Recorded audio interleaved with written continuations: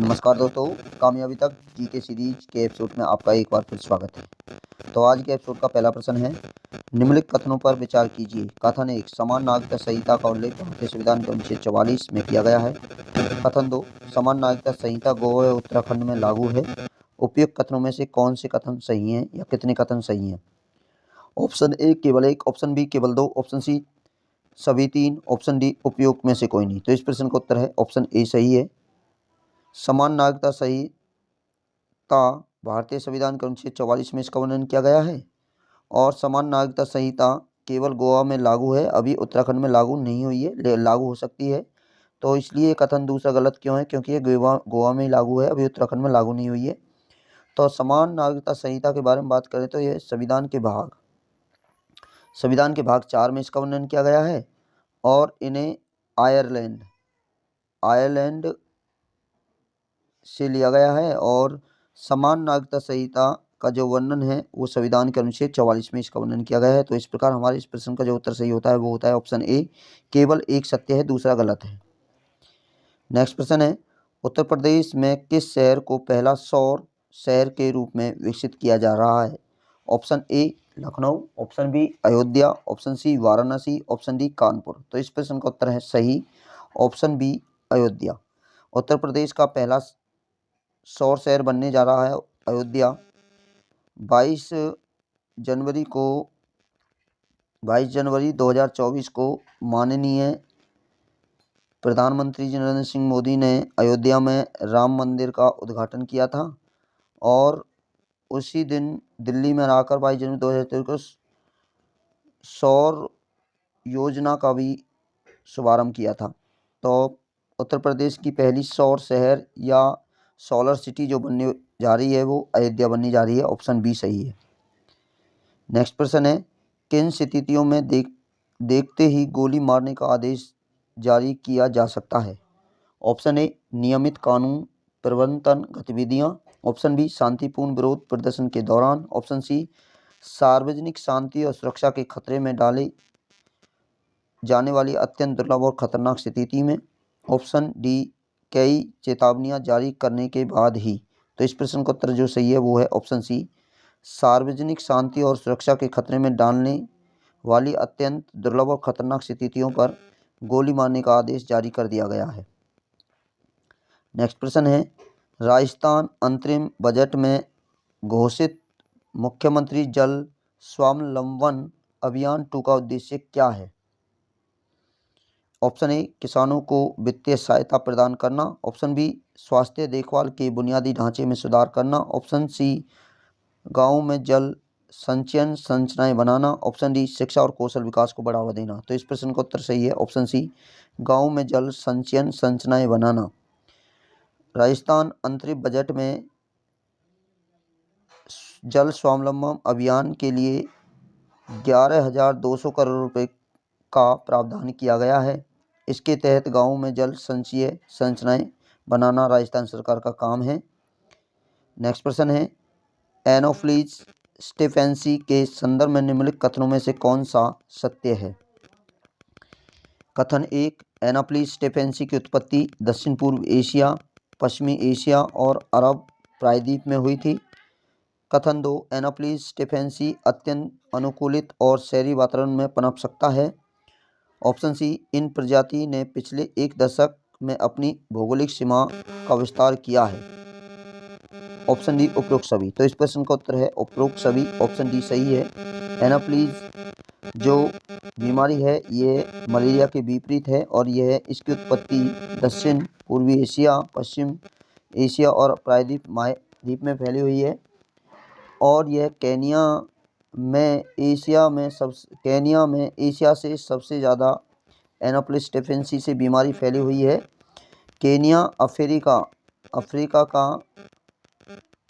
Africa का छठा छोटा शहर है और जो एनोफ्लिस स्टेफेंसी है ये मलेरिया के विपरीत है। मलेरिया की बीमारी जो फैलती है वो मादा एनोफ्लिस से फैलती है और यह मच्छर की बात करें तो मादा एनोफ्लिस से फैलेगी और प्लाज्मोडियम के द्वारा फैलने वाली बीमारी है। तो हमारे इस प्रश्न का जो उत्तर सही होता है वो होता है ऑप्शन डी सही है। तो नेक्स्ट प्रश्न के बारे में बात करें तो किलादी साइट का संबंध निम्नलिखित में से किस राज्य से है? Option A Karnataka, option B Tamil Nadu, option C Kerala, option D Andhra Pradesh. तो इस प्रश्न का जो उत्तर सही है वो है ऑप्शन बी तमिलनाडु।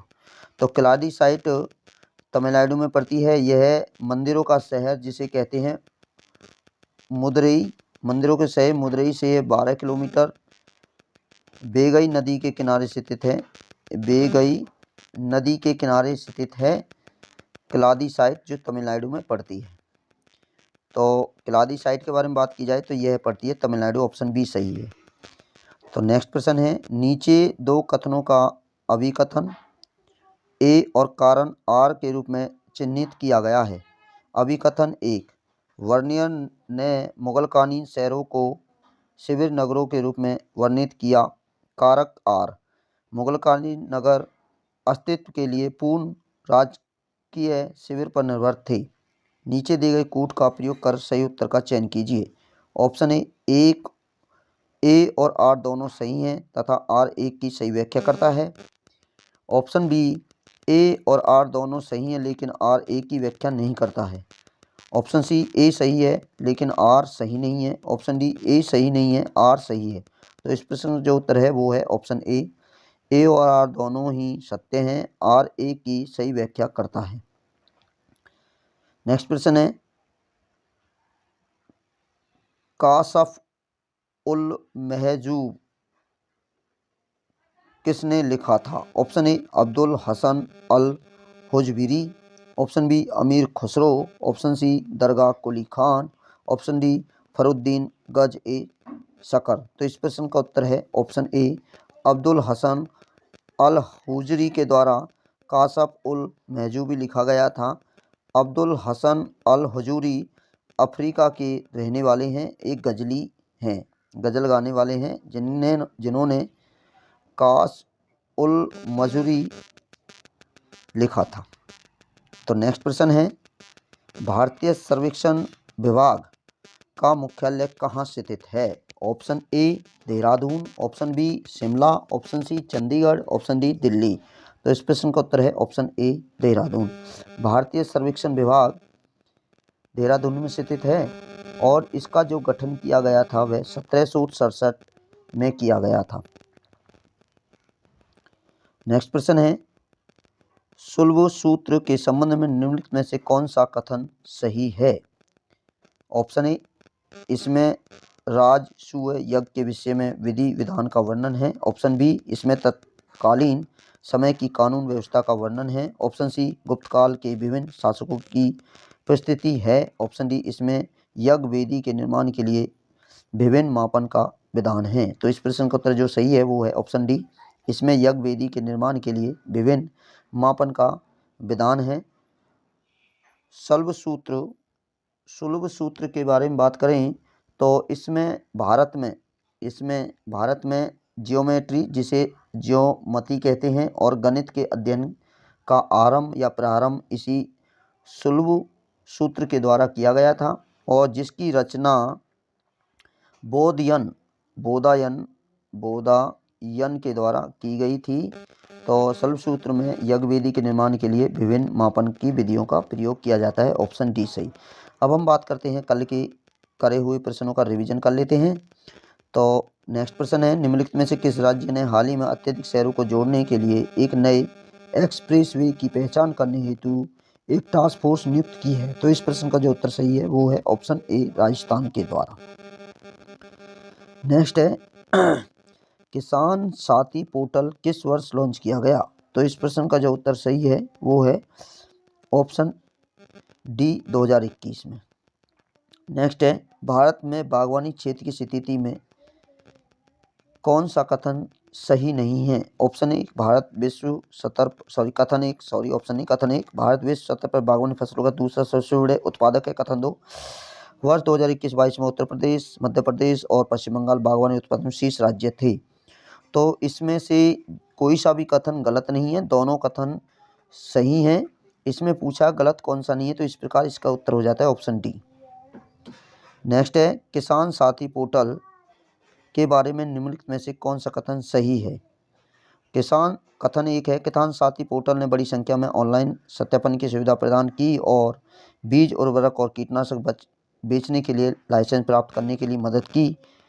कथन दो, कृषि करने में आसानी इसके पहल के रूप में वर्ष 2021 में लॉन्च किया गया और पोर्टल कृषक समुदाय के लिए क्रांतिकारी बदलाव लेकर आया। तो इस प्रकार हमारे इस प्रश्न का जो उत्तर सही होता है वो ऑप्शन सी सही होता है। 1 और 2 दोनों सत्य हैं। नेक्स्ट है, भारतीय वायुसेना की पहली MK-1A तेजस की डिलीवरी होगी किस दिन? तो इस प्रश्न का जो उत्तर सही है वो है ऑप्शन बी, मार्च 2024 में होने वाली है। नेक्स्ट प्रश्न है, अभ्यास गगन शक्ति के बारे में निम्नलिखित में से कौन सा कथन सही नहीं है? कथन एक, ये भारतीय वायुसेना द्वारा हिंद महासागर के क्षेत्र के संपूर्ण विरासित क्षेत्र पर अपने हवाई प्रस्तुति को प्रदर्शित करने के लिए आयोजित किया जाता है। कथन दो, यह एक त्रिवार्षिक अभ्यास है। तो इसका उत्तर जो सही है वो है ऑप्शन बी। ऑप्शन बी केवल 2 गलत है क्योंकि यह त्रिमासिक नहीं है, 5 वर्ष में एक बार किया जाता है। नेक्स्ट है, सुकोई Su-30 MKI twin engine 2 seat बहुउद्देशीय लड़ाकू विमान यूनाइटेड विमान निम्नलिखित में से किस देश द्वारा विकसित किया गया है? तो इस प्रश्न का जो उत्तर सही है वो है ऑप्शन डी, रूस के द्वारा। ऑप्शन डी, रूस के द्वारा शुरू किया गया। नेक्स्ट है, हरियाणा कौशल रोजगार निगम पोर्टल किस वर्ष लॉन्च किया गया? तो इस प्रश्न का उत्तर है ऑप्शन सी, 2021 में। नेक्स्ट है, निम्नलिखित में से किस राज्य ने हाल ही में प्रवासी प्रदूषण नियंत्रण उपायों के लिए समन्वय समितियों को गठन किया है? तो इसका उत्तर है ऑप्शन डी, हरियाणा। अंतिम प्रश्न है, हरियाणा के मुख्य सचिव ने निम्नलिखित में से किस जिले में सीवरेज जल को नालों में बहाने पर पूर्ण प्रतिबंध लगाने का आदेश दिया है? तो इसका उत्तर है रोहतक। रोहतक के बाद करनाल और पानीपत में भी ये लागू किया गया है। तो हमारी वीडियो आपको अच्छी लगी हो तो वीडियो को लाइक करें, चैनल पर नए हैं तो चैनल को सब्सक्राइब कीजिए। और आज के एपिसोड में इतना ही। जय हिंद, जय भारत।